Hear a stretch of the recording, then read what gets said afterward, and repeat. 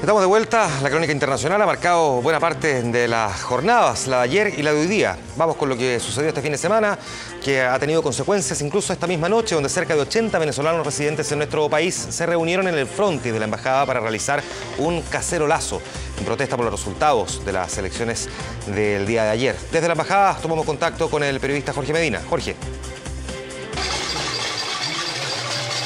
¿Cómo están? Buenas noches. Claro, ustedes lo adelantaban bastante bien. A esta hora ya está finalizando esta protesta pública que están realizando algunos ciudadanos venezolanos residentes en nuestro país. Lo pueden ver ustedes en imágenes. Es la protesta de los ciudadanos venezolanos acusando fraude electoral, acusando algunas irregularidades durante todo el proceso eleccionario que estuvimos realizando una amplia cobertura durante la jornada de este día domingo. Están bastante molestos, acusando principalmente, como les mencionaba, fraude electoral, que también habían más votos que votantes y que no todos los votos habrían sido validados de manera correcta. Son algunos problemas que están dispuestos a poner en evidencia los ciudadanos venezolanos que se reunieron muy temprano acá en el frontis de la embajada de ese país. Esto fue como las 20 horas más o menos y a esta hora ya está finalizando. Tuvimos la oportunidad de conversar con estos ciudadanos venezolanos quienes nos dieron sus impresiones acerca de este hecho. Los invito a que las revisemos a continuación. Manifestamos porque queremos que se cuenten los votos nuevamente en Venezuela. Maduro, tenemos que recontar nuestros votos, ganamos. Totalmente un fraude. Ya basta de regalías a los demás países. Estamos cansados de perder dinero con Bolivia, con Cuba, con Argentina. Se la pasan regalando nuestro petróleo. Es imposible que regalen el petróleo a Cuba cuando después ellos lo venden. Tanta pobreza que hay en Venezuela. Ya basta de estas cosas. En Venezuela, por ejemplo, hubo una inmensa cantidad de irregularidades que comenzaron por los abusos del gobierno, como por ejemplo el hecho de que aún cuando estaba prohibida hacer campaña electoral, el gobierno estaba descaradamente haciendo campaña electoral, amenazando a la gente con despedirlo de sus trabajos si no votaban por el candidato Maduro, y así usted para de contar cualquier cantidad irregular. Este es un proceso que es fraudulento por todas partes. Estamos ante un fraude electoral notorio y por eso estamos aquí hoy en día todos estos venezolanos apoyando a los venezolanos que están en Venezuela y que también están luchando por su voto. Venezuela habló y hoy más de la mitad del país quiere democracia y quiere la libertad para nuestro país.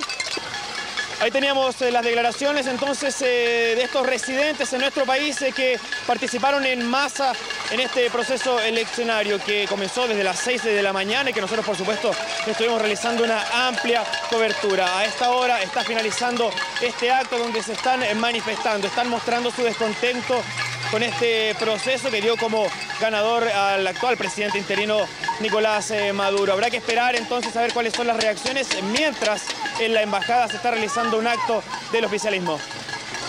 Gracias, Jorge. Jorge Medina, entonces, con la información desde la embajada, en un hecho que también interesa a los chilenos, tanto que, de hecho, parte del Vía Pública esta noche está dedicado a lo que ocurrió en el día de ayer. Lo vamos a abordar desde distintas perspectivas. Presento a quienes nos van a acompañar durante el programa. Don Lautaro Carmona, diputado del Partido Comunista. Muchas gracias, don Lautaro, por estar aquí. Bienvenido, buenas noches. Buenas noches, muchas gracias. Nos acompaña Claudia Enríquez, investigadora del programa Sociedad y Política del Instituto Libertad y Desarrollo. Muchas gracias, Claudia, por estar aquí también. Buenas noches. María Los Ángeles Fernández, amiga de la Casa de Vía Pública, directora ejecutiva de la Fundación Chile 21. Muchas gracias por estar aquí. Gracias. Bienvenida, qué bueno verte. Y don Juan Cristóbal Nagel, venezolano, profesor de Economía de la Universidad de los Andes. Gracias por estar aquí también. Bienvenido. Buenas noches. Voy a partir contigo, María Los Ángeles. La primera conclusión que se puede sacar, primero con el resultado propiamente tal de la elección, en una jornada que durante la tarde-noche fue de bastante incertidumbre. Si uno se dejaba llevar por las redes sociales, francamente no sabía qué hacer, porque daban por ganador a uno u otro, por unas grandes mayorías, pero al final hubo una situación de mucha cercanía. Estrechó la distancia Capriles con Maduro y, por lo tanto, ¿qué conclusión se puede sacar de ese resultado? La verdad que la estrechó muchísimo, superó cualquier pronóstico optimista. Yo había visto algunos pronósticos que hablaban que los 10 puntos de ventaja los podría reducir a 5, pero en verdad lo ha reducido a 1,5 puntos.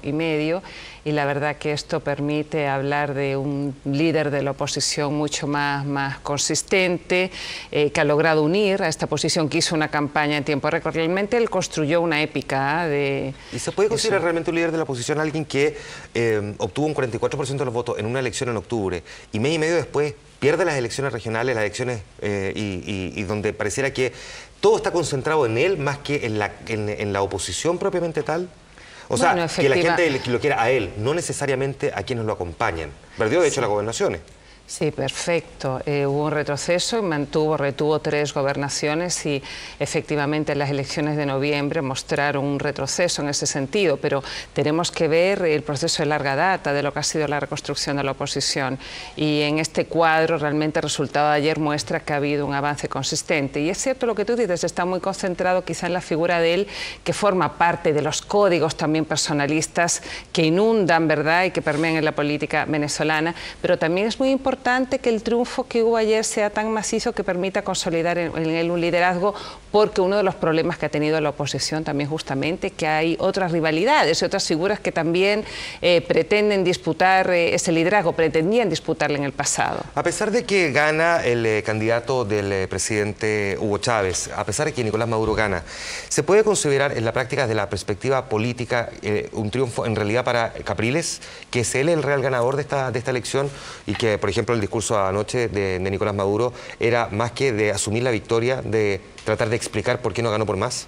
No, absolutamente, un discurso absolutamente justificatorio de la elección, muy confrontacional además, lo que demostraba un poco de desesperación o sorpresa del resultado electoral, y eso demuestra que en un periodo de 6 meses logró perder 1 millón de votos, y además perdiendo todas las potencialidades que venían de una popularidad en el fondo que traía el presidente Chávez, que no la pudo capitalizar y además con una corta campaña, en el fondo ya teniendo todo el poder del Estado que tampoco supo trabajarlo a su favor. Así que absolutamente lo que demuestra, según tú, ¿qué? Que un fracaso de Maduro. Claro, pero que demuestra lo obvio primero, que Maduro no es Chávez, pero demuestra algo más, que también en el caso de Hugo Chávez, así como decimos que en la oposición es mucho más Capriles que necesariamente la oposición, el chavismo era mucho más Chávez que algo más que eso. Lo que pasa es que el liderazgo personalista que tuvo Chávez es una característica propia de los liderazgos de la izquierda en Latinoamérica. Y dado eso, él nunca logró concitar, por lo tanto, dentro de su sector, mayor apoyo, y de hecho Maduro, el hecho que lo haya sido ungido, previo a eso había muchas especulaciones de quién podía haber sido. Y eso muestra en el fondo que solo era Chávez el que representaba y el que tenía ese liderazgo y ese carisma, y por lo tanto los demás candidatos que pudieron haber representado o reemplazado a Maduro también estaban en el fondo en plenas condiciones de hacerlo porque no había nadie que tuviera el potencial que tenía el presidente. Diputado, comparte primero esta apreciación y segundo, ¿cómo interpreta usted también el hecho de que Nicolás Maduro haya bajado? Porque si uno tomaba las encuestas 37 días antes o desde el día en que murió Hugo Chávez hasta el día de la elección, las encuestas muestran una disminución y se compara los resultados de la elección presidencial de octubre con esta elección presidencial, también hay una baja del chavismo versus Capriles. Lo primero que yo creo justo es celebrar la gran jornada democrática que vivió el pueblo venezolano. Que aún así ha quedado puesta en cuestionamiento.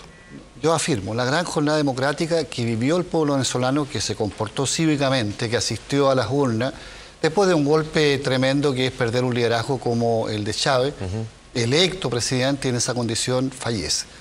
Eso es lo primero que quiero, y saludo al pueblo venezolano y obviamente saludo a Nicolás Maduro.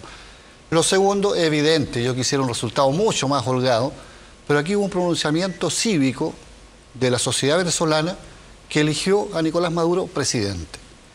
En las elecciones se gana cuando se tienen más votos que el segundo, y ganó con mayoría absoluta, sobre el 50%. Ahora, no es lo mismo el liderazgo de Chávez para el pueblo de Venezuela, quien además tenía una trascendencia que superaba las fronteras venezolanas, había llevado adelante un proceso de recuperación de ese pueblo que vivía sumido con tanta riqueza en Venezuela, en la pobreza. Eran mundos muy opuestos los que se vivían, Y obviamente él escribió una página muy importante en lo que es la historia de Venezuela. Pero ha ganado Nicolás Maduro. Ya, pero no me... Y eso es muy importante. Usted me está describiendo con gotas el agua, o digamos más o menos lo obvio. ¿Tú quieres que yo diga que el triunfo... No, yo no quiero que me responda la pregunta. Lo digo yo. El significado que tiene, digamos, que no haya alcanzado el mismo porcentaje que sacó Chávez 5 meses atrás, evidentemente que da cuenta de cómo se ordenaron las cosas dentro de Venezuela.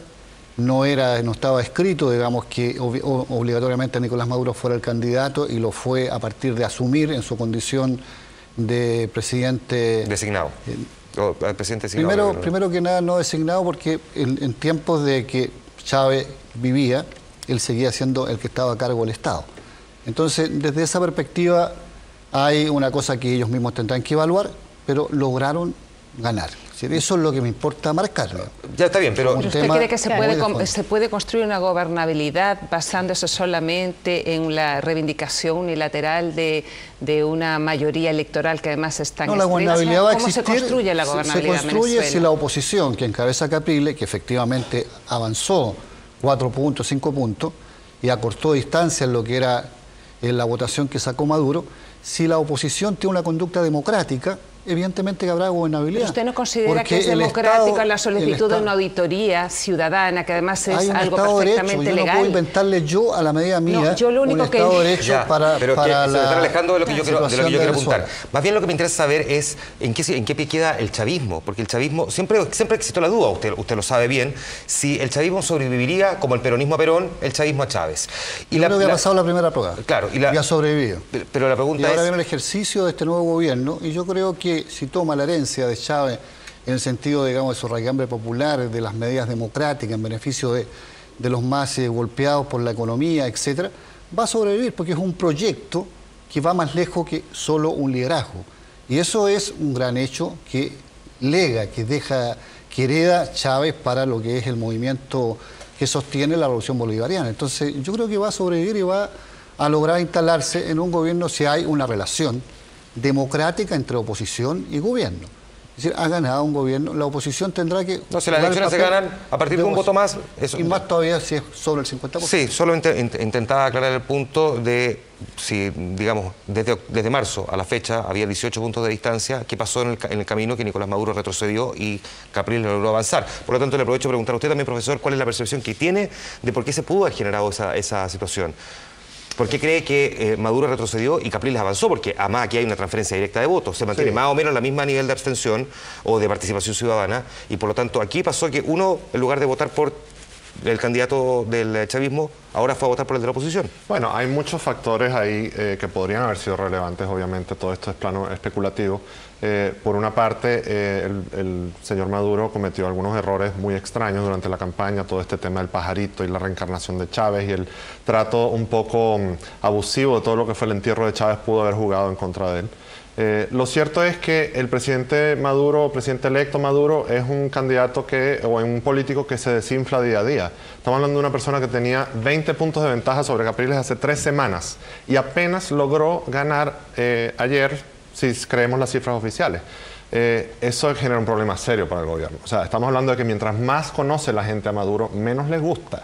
Y eso es innegable, eso es una cosa, es un hecho.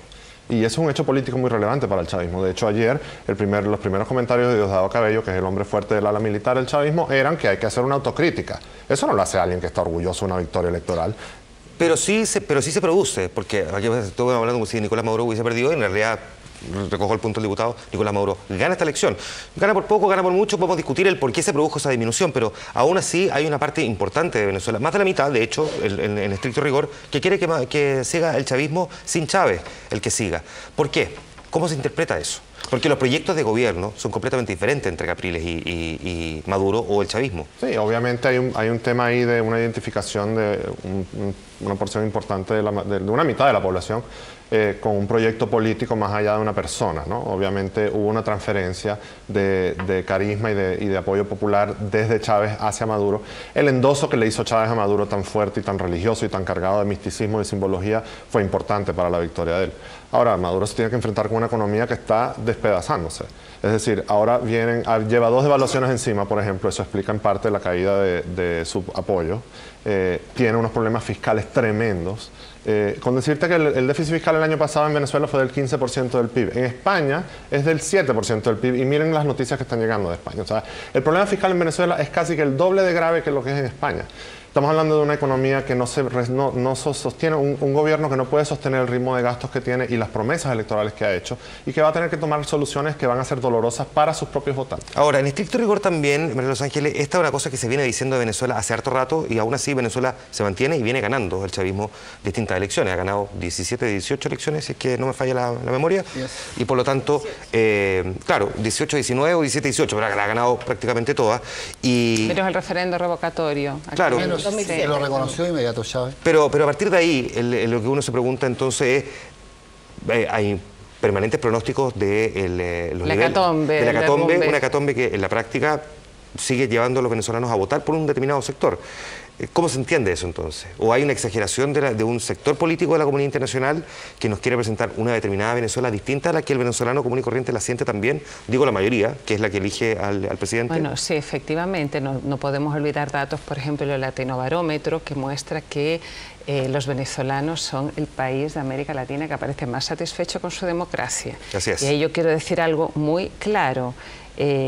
Aparentemente aquí están en juego dos proyectos de sociedad, pero hay cosas que hermanan a Capriles con Maduro y viceversa.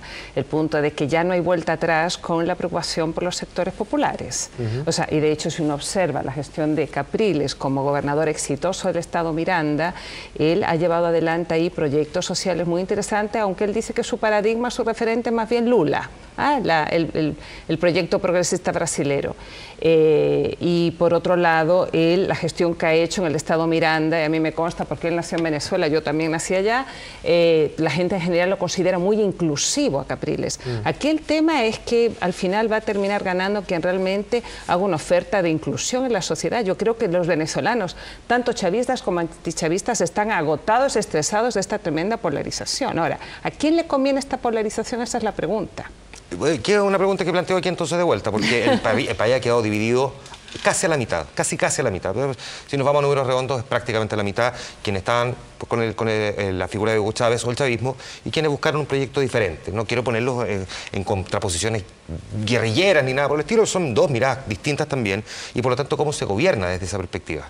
Bueno, ese es un punto y una duda de lo que se viene, en el fondo, de los desafíos de gobernabilidad que va a tener Maduro, porque va a tener que confrontarse, por lo tanto, con una sociedad absolutamente polarizada, con una falta de unidad en la sociedad que es evidente y que fue la que produjo en el fondo los resultados, y fue la que actualmente además lo está acusando de fraude electoral, y por lo tanto no está legitimando su gobernabilidad, por un lado, y él tampoco ayuda en el fondo con su discurso. Entonces ahí se va a generar, por lo tanto, una confrontación de la unidad interna, y en paralelo además de la unidad que él tiene, o sea, de la unidad interna que él tiene que tener ahora con su propio sector. Claro, entonces hablemos primero de cuáles podrían ser las dificultades más complejas que tenga este presidente ahora electo, Nicolás Maduro, en términos internos, y después miremos probablemente cuáles van a ser sus grandes desafíos más allá de la política interna. A ver, en términos internos, si uno toma nota de los antecedentes que se entregan y si no los objeta, desde el punto de vista de repercusiones de una crisis económica que también afecta a Venezuela. Me refiero a internos desde el punto de vista político con su propio sector. Claro. Ya después vamos al desafío económico. Voy a llegar a eso muy concreto. A ver. Estoy diciendo, si a pesar de aquello, la mayoría vota por Maduro y lo elige presidente, tiene una fuerza que significa una política desde el gobierno hacia el pueblo que es validada por este. Ahora, desde el punto de vista del sector que elige a Maduro, hay una convergencia que tiene madurez política, que tiene sentido de responsabilidad respecto a las cosas que están en curso, y que va a ser contribuyente a que no sea la polaridad medio Venezuela respecto de media Venezuela. Y eso significa, digamos, muchas relaciones. Lo que representa Capriles no es una fuerza homogénea, no es un proyecto como es el proyecto bolivariano, desde el punto de vista de un proceso que se ha venido viviendo y que integra desde esa perspectiva a distintos sectores políticos que están con ese proceso. Yo creo que hay suficientes capacidades, yo creo que la experiencia que han vivido en esto la tienen que evaluar, digamos, y sacar todas las conclusiones del caso. No creo que se apostara, digamos, a ganar por un margen tan breve, pero yo quisiera marcar el punto, no puede, cuando se trata del triunfo de una propuesta progresista, de izquierda, que tiene una idea claramente asentada en América Latina, y de hecho esa es la gran obra para el continente que deja Chávez, la integración y la unidad de los países latinoamericanos, pedirse que para ganar y para que se valide ese triunfo, tiene que tener 5 puntos de margen, o 4 puntos de margen, o 10 puntos. No, para ganar tiene la auditoría ciudadana, que es un derecho, no, y ver si realmente los votos en papel coinciden con el sistema electrónico. No la define Maduro. Maduro no define la auditoría. No, pero, Maduro no la define, pero el Consejo Nacional Electoral es muy independiente. Pero fue Maduro el que salió a decir que él iba a exigir también que se hiciera la auditoría antes de que cagó. ¿Por qué estas observaciones a la Comisión Nacional Electoral de Venezuela, al sistema electoral de Venezuela, no estuvieron presentes previo a la elección y durante la elección, que no sea después del resultado? Pero han estado, porque no han tenido observador internacional, excepto de UNASUR y del Centro Carter, y lo demás son acompañantes. O sea, existen en el fondo dudas, pero previas al proceso electoral, y han existido durante los anteriores procesos. Separemos lo siguiente. No connotemos esto con lo que es la posición política que cada uno de nosotros tiene y que la tiene derecho. Yo estoy muy contento con el triunfo de Maduro y obviamente soy partícipe de cualquiera sea el proceso que ellos tengan que sacar de enseñanza de este proceso. ¿Cuáles son los deseos que cada uno tenía en esa elección? Es una cosa. ¿Cuál es el proceso objetivo desde el punto de vista electoral? ¿Cuál es el Estado de Derecho en Venezuela? ¿Cuáles son las normas que ellos tienen para su sistema político y electoral? Es el que funcionó. Y entonces ahora, a propósito de un resultado estrecho, no puede cuestionarse lo que es parte de la soberanía venezolana. Yo quiero matizar un poco la democracia jeffersoniana que el diputado nos está pintando. Yo hablé hoy con la gente del Comando Simón Bolívar. Perdón, déjeme hablar. Yo hablé hoy con la gente del Comando Simón Bolívar. En el Estado Miranda están procesando, porque esto no es automático, obviamente esto toma tiempo recopilar la información. Se están procesando 10.000 denuncias. 10.000 denuncias solamente en el Estado Miranda. Estamos hablando de testigos que fueron excluidos del acto de cierre de las mesas y de las auditorías, testigos de oposición, por parte de los miembros de la Fuerza Armada. Estamos hablando de intentos de soborno de los miembros de la Fuerza Armada a testigos de oposición, ofreciéndoles plata para que les den las actas. Estamos hablando de tiros y de armas de fuego en centros de barrios populares de Caracas, en los cuales los testigos de oposición fueron amedrentados. Si estas cosas estas son las denuncias. Entonces, ¿qué pretende el gobierno? El gobierno pretende que el Capriles se quede callado ante esto y que simplemente no ejerce su derecho ciudadano, que es decir, señores, aquí hay unas irregularidades, vamos a sentarnos a debatirlas, sobre todo cuando la elección es estrecha. Irregularidades tiene que recogerle al aparato del Estado que tiene eso. Y lo está haciendo, pero ustedes pretenden que todo el mundo caiga en pleitesía y le rinda pleitesía al señor presidente electo. Pero yo no estoy pidiendo pleitesía, yo estoy diciendo que tengamos un sentido democrático, si así no nos gusta la elección, y respetemos cuál fue el resultado de la elección. Si la elección hubiera sido a la inversa, ahí estaríamos reclamando que aunque fuera por un voto, había ganado Capriles. Dudo que los miembros de la Fuerza Armada hubieran amedrentado a los testigos del gobierno. Bueno, es tu duda desde una mirada política. Entonces, no es una mirada, es la realidad, diputado. Es la realidad. Te lo digo porque tú tienes una mirada que obviamente anota tristeza porque no ganó Capriles. Yo tengo otra mirada, pero trato de objetivizar cuál es el sistema electoral de Venezuela. Tú eres venezolano. Yo tengo poco que hacer, digamos, en cómo hacen su sistema. Pero ese es el que tienen y ese se conocía de antes de la elección. ¿Y qué conclusión se puede sacar, Manuel Los Ángeles, cuando el presidente dice ayer que ellos, de hecho, el mismo presidente es el primero en hablar de lo necesario que va a ser la auditoría y al día siguiente, hoy, aparece planteando algo diferente? ¿Qué concluye uno políticamente frente a eso? Bueno, yo creo que él no solamente ayer dijo eso, también dijo algo que a mí me llamó mucho la atención, reconoció incluso las fisuras que hay al interior del propio bloque de gobierno cuando dijo, bueno, a los compañeros que están empezando a criticar, no critiquemos, seamos constructivos, hagamos una autocrítica, pero propongamos. Entonces reconoce que efectivamente se está abriendo ahí, ¿verdad?, una caja de Pandora en términos del bloque que lo apoya. Yo creo que ante la falta, él no supo capitalizar la herencia. No ha logrado encarnar en sí mismo, por mucho que diga muchas veces al día que es el hijo, lo que es el mito chavista, lo que es la encarnación más bien de ese liderazgo desde un punto de vista simbólico. Entonces, ¿qué le va a quedar a él frente a esto? Simplemente la dureza, la polarización y la represión. Yo no veo otra forma. Y luego, además, aquí no hemos sacado a flote el tema de las Fuerzas Armadas, porque en Venezuela hay un régimen cívico-militar. Que es un tema que vamos a abordar en el siguiente programa, lo tenemos planificado. Solo quiero preguntarle en el minuto que me queda, así que ojalá 20 segundos cada uno, ¿cuál va a ser el principal desafío de Nicolás Maduro en este periodo de gobierno? Consolidar el proyecto que instaló el presidente Chávez, para lo que es el gobierno que le va a tocar hacer en el periodo que tiene desde el punto de vista constitucional, y eso es una mirada muy inclusiva del mundo popular, del mundo que más sufre las consecuencias cuando hay desajustes en la economía, etcétera, y desde el punto de vista político hay fisura, estamos con un gobierno en Chile que también tiene fisura en sus adeptos, eso es parte de la normalidad democrática, si yo no llamaría la atención a eso se refiere con consolidar. Consolidar más que proyectar, porque uno piensa que después de casi 15 años ese proyecto ya estaba más o menos consolidado. En Chile hay institucionalidad, diputado. Allá no hay nada. Allá había una persona que ya no está y el chavismo no tiene institucionalidad. No hay son las instituciones que van más allá de la mirada que tú tengas y la que yo tenga. Hay organismos internacionales. Bueno, hay organismos internacionales como Freedom House que desde el año 2000 en adelante señala que en Venezuela no existe democracia porque no hay derechos políticos ni libertades civiles que estén en el fondo defendidas en el fondo como corresponde con el sistema. O sea, no existe una democracia electoral. ¿Y su principal desafío va a ser entonces para Nicolás Maduro? Por lo tanto, se basa en el fondo en la unidad, en poder, con todos los desafíos que tiene en materia de inseguridad, de productividad, o sea, son muchos en materia económica que se viene muy grande y vamos a ver cómo va a tener la capacidad de afrontar con un país tan desunido. Buen punto el mencionar el de la inseguridad, que también está siempre muy vigente. ¿Cuál va a ser el principal desafío del presidente Maduro? Con este nivel de respaldo, además. Sobrevivir. Terminar su periodo. Yo simplemente no veo cómo Maduro, con la poca capacidad intelectual que ha demostrado en esta campaña, con la poca capacidad de entendimiento de los problemas del país, diputado, puede simplemente enfrentar una tasa de criminalidad que es inaudita en el continente.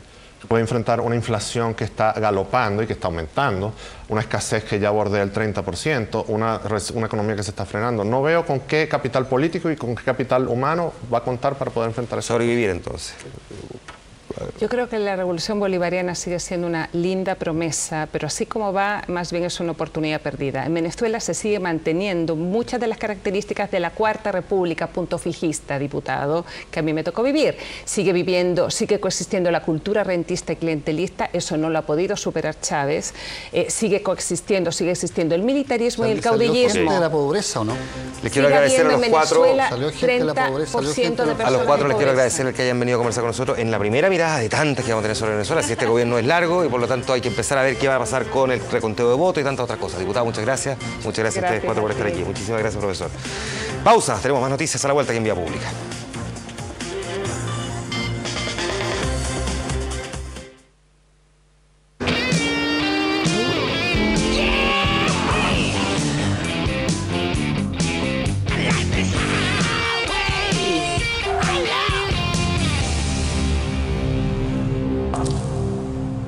Mujeres, porque sabemos lo bien que manejas. En Seguros Ripley nos fascina asegurarte. Asistencia en ruta, auto de reemplazo y acumulas Ripley puntos. Con seguros de auto Ripley, asegúrate de disfrutar la vida. Te va a fascinar.